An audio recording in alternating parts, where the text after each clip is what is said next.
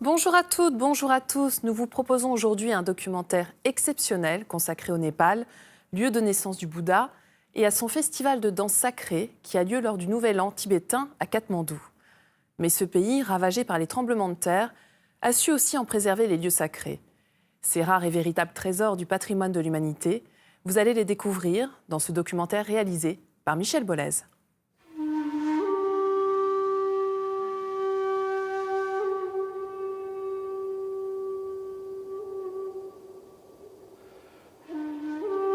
Cette terre, au paysage contrasté, a vu naître le Bouddha au VIe siècle avant notre ère. Nous sommes à Lumbini, à quelques kilomètres de la frontière indienne.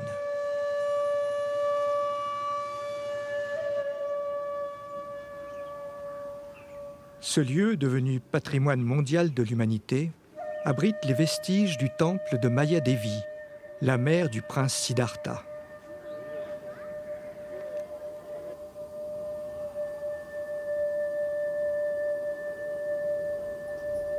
Une pierre marque le lieu précis de la naissance de son fils, le Bouddha.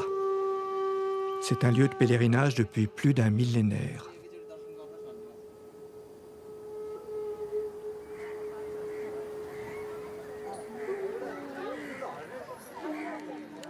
Ce qui est fascinant dans ce pays, le Népal, c'est la manière dont les religions cohabitent, coexistent, et même un peu plus que ça. Il y a une certaine forme de symbiose.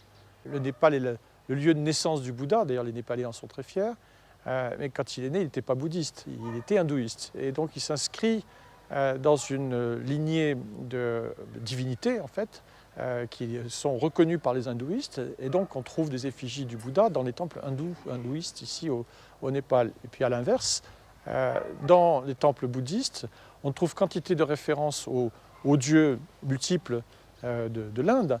Tout cela paraît complètement naturel. Les gens ici, les fidèles de l'une ou l'autre religion, ne semblent pas être surpris de cette interpénétration.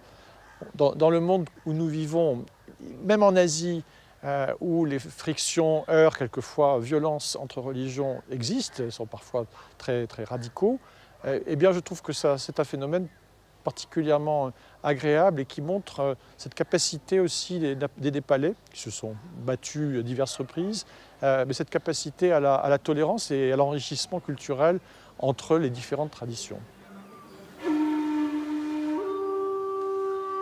À une cinquantaine de kilomètres de Katmandou, le monastère de Namo Buddha, un des grands lieux sacrés du bouddhisme, a été construit sur le site d'un épisode fondateur de l'existence du Bouddha.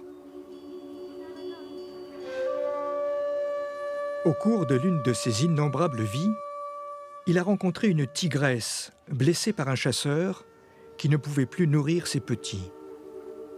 Pris de compassion, il lui offrit son corps à manger pour les sauver.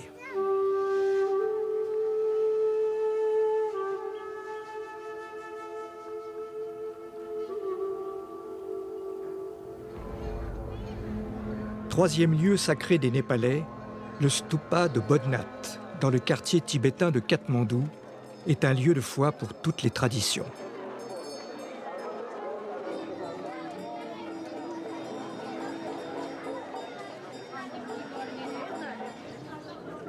En 2015, la terre a tremblé par 2 fois au Népal, dévastant le pays et causant la mort de plus de 9000 personnes.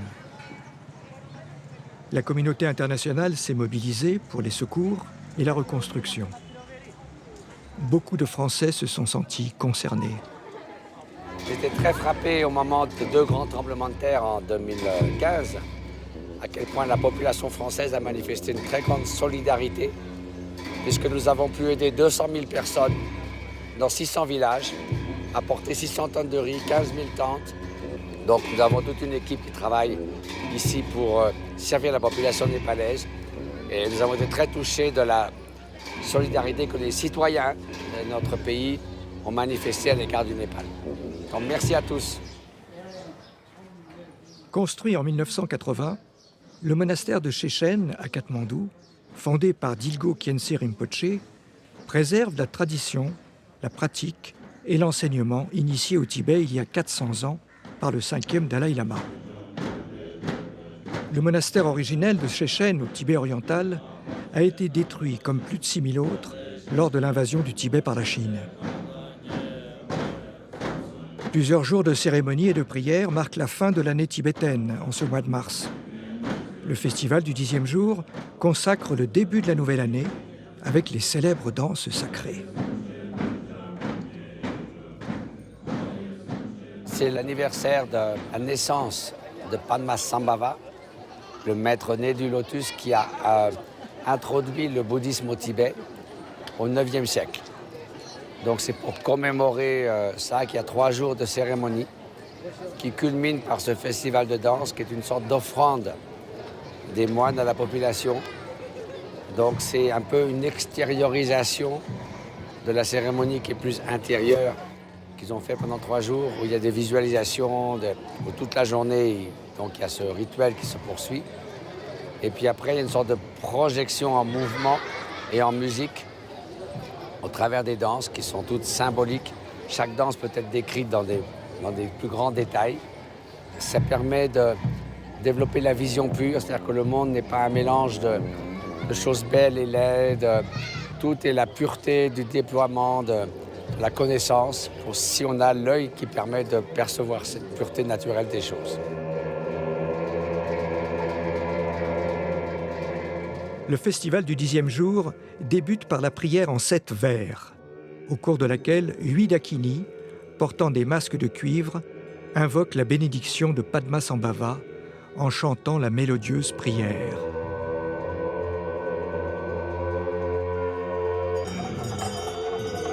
Sur la tige qui unit la fleur du lotus et ses étamines, merveilleux, vous avez acquis le sublime accomplissement. Né du lotus, on vous nomme, et un cercle de nombreuses dakinis vous entoure. À votre suite, nous pratiquons. Venez nous accorder votre grâce.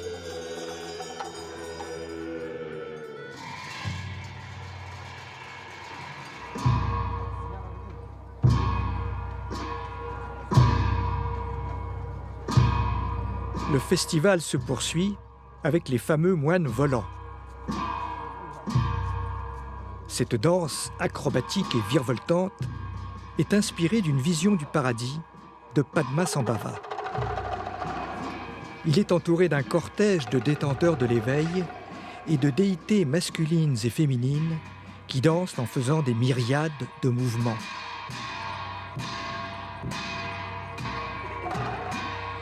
Ils forment comme un splendide nuage accomplissant le bien des êtres d'inconcevable façon.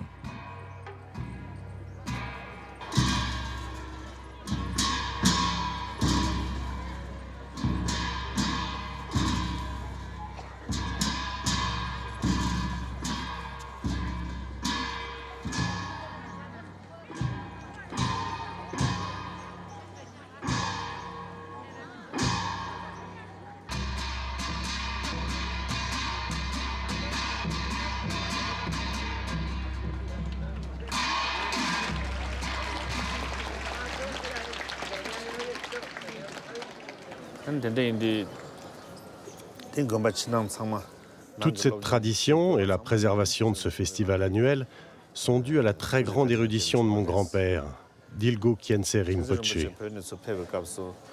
En plus d'être quelqu'un de profondément réalisé, il incarnait le trésor spirituel et philosophique du Tibet.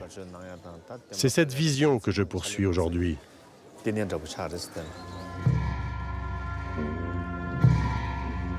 21 danseurs portant une large coiffe noire, surmontée d'un soleil et d'une lune, arborent sur leur poitrine un miroir d'argent.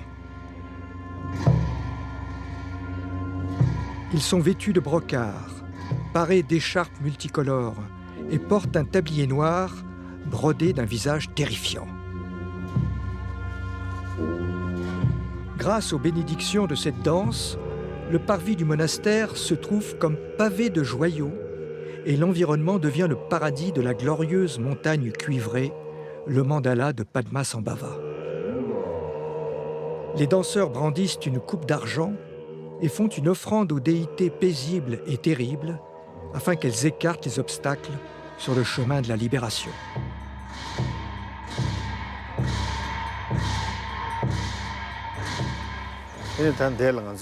Ces danses sacrées existent depuis plus de 700 ans au Tibet.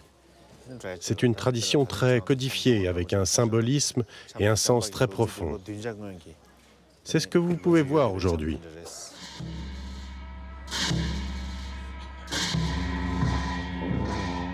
Vient ensuite la danse de la mort de l'ego, le meurtre rituel ou libération de l'ego. Il s'agit de procéder à la libération des forces négatives dans l'espace de la vérité absolue. Cette libération prend la forme d'un meurtre rituel dans lequel une effigie qui représente l'attachement à l'ego est tranchée par l'épée de la connaissance transcendante. Chaque danse a un symbolisme et bien sûr, les danseurs doivent être conscients de ça et essayer de l'incarner dans ce qui donne de la force, de la noblesse, de la grâce au mouvement. Ils sont censés visualiser les déités qu'ils incarnent et les fonctions qu'ils accomplissent. Par exemple, il y avait à un moment donné un danseur avec un sabre qui découpe une effigie. Ce faisant, il tranche l'attachement à l'ego.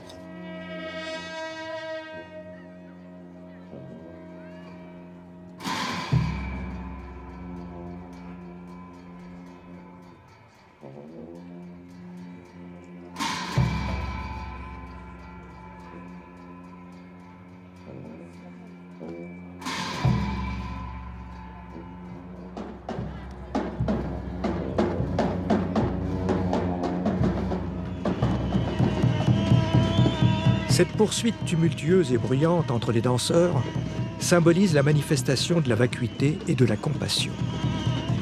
Mais aussi, elle est une introduction aux visions, aux lumières et aux sons que l'on perçoit après la mort pendant l'état intermédiaire du bardo qui précède la Renaissance.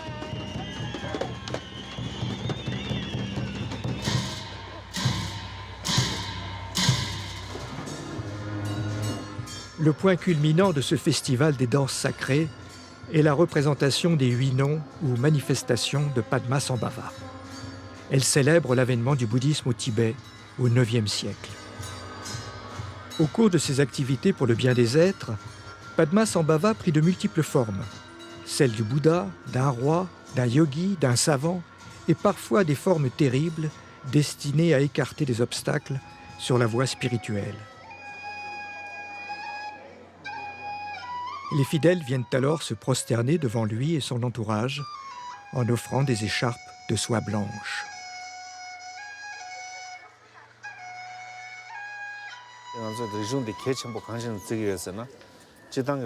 Il est extrêmement méritoire de préserver les cultures.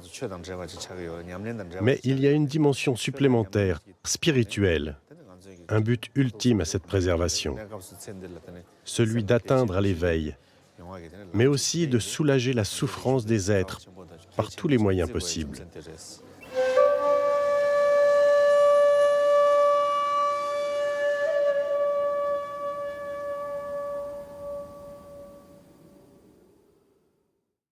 Si vous souhaitez poursuivre cette magnifique aventure, voici 2 ouvrages de Mathieu Ricard qui reverse l'intégralité des revenus de ses livres à sa fondation Karuna Setchen, qui accompagne, dès 2019, plus de 250 000 personnes en Asie. Moine danseur du Tibet, chez Albin Michel, et Un demi-siècle dans l'Himalaya, aux éditions La Martinière. C'est la fin de cette émission, vous pouvez la revoir pendant 1 mois sur France.tv. Nous vous souhaitons une très, très belle journée.